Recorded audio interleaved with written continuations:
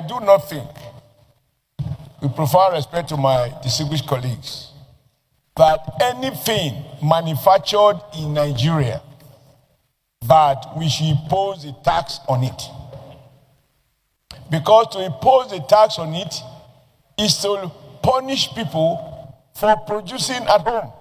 Excise duty is a levy you impose on goods manufactured at home in Nigeria, as opposed to import duty, which we impose on goods imported from outside. I do not think, with profound respect to my distinguished colleagues, that anything manufactured in Nigeria, that we should impose a tax on it. Because to impose a tax on it is to punish people for producing at home. Whether it is soft drink, it is sweet drinks, the only area in which this might make some sense to me is, for example, things like tobacco. Because it has been very well established that tobacco causes cancer.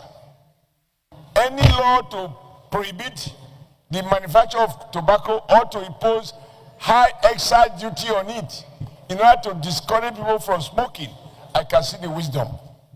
But I drink beer, which contains, by some definition, it may well contain some sugar. And now you put excise duty such that it might become cheaper to import than to produce at home. I think excise duty is not appropriate in this environment at a time when we are trying to ensure that we promote local manufacturing and support the local manufacturing base, which is already virtually disappearing. So I think we have to be careful not to be looking at revenue. Let's not be like the man who sells coffin. And when there is an epidemic, people die, he sells a lot of coffins, and so he makes a lot of money. I don't think government is also about making money. You must make money from sources that are helpful and are consistent with clear-cut national objectives. I don't think we should support and I oppose any bill that seeks to impose costs or tax or levy on anything manufactured or produced in Nigeria, including this one. Therefore, I suggest that this bill should be terminated at this point. Well, I think all these it goes with the fiscal policy of the government. And the government at any time can make adjustment in terms of what it feels should be the excise, the rates. Yes, thank you very much. Thank you. It can, adjust the rates. So you don't need a bill to adjust rates. It's within the latitude of Minister of Finance or to do that. So I think talking about a bill in this respect is not something. We need to say the truth because some of us here are experienced, we know these facts. And to support the content of the bill as well, what the bill is saying is that those items that do not enhance the health of Nigerians, like alcoholic drinks and all these sugary drinks that are just something you take for, that may not be good for your health, that their profit should be taxed in the way that that money can be harvested and deployed to help, the health sector. It makes sense. But to now create a bill in respect of that, I think is not proper. What we should have done is to come with a motion, to draw the attention of the executive arm of government to make these adjustments. But in any case, I'll put the question, whatever you want, we will do it. Right, those in favor that this bill be read the second time, please say aye.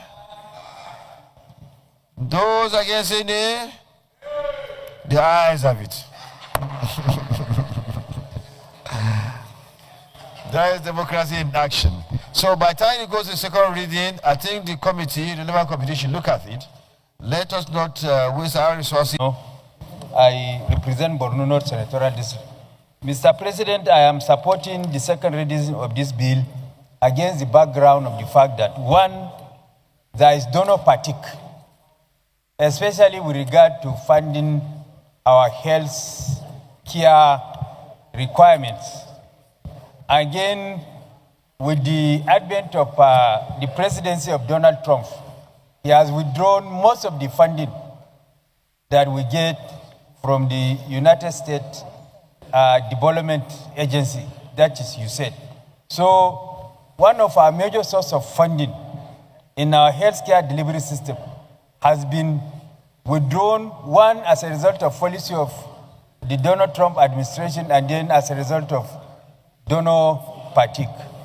So against this backdrop, this bill is very, very germane and relevant to put excise duty on carbonated, non-alcoholic, and sweetened drinks so that this excise duty can be deployed for our healthcare needs, in view of the fact that these drinks also come with their attendant healthcare requirement and challenges on the population.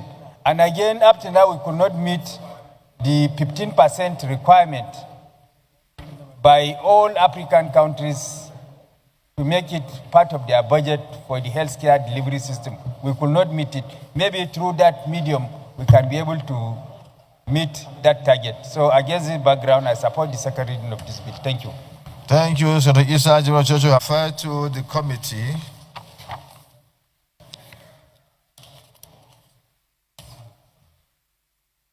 Custom again, custom.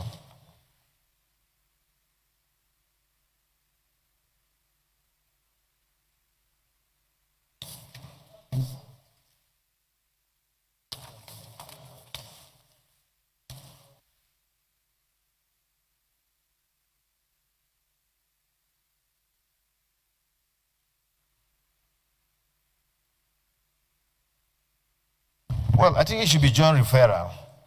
Committee on Finance, Committee on Customs, and Committee on Health, Secondary, and Tertiary to report back within 4 weeks for bringing the bill forward. And the first one, it shows our passion to help to fund the health sector of this country. Of course, it is said that health is wealth. And so any attempt or any drive to improve on what we have to fund our health sector should be applauded. So we applaud her, we commend her for bringing this forward. Whether it succeeds or not, she has shown her passion for our health sector. I've been reliably informed that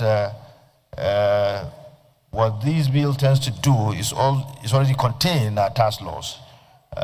It's within the ambit of our tax law. So, but in any case, these relevant committees will look at what is necessary, what is to be done, and I'm sure they will do the best to make sure that whatever decision they forward to the Senate will be in the best interest of our nation. Thank you very much. The Leader of the Senate.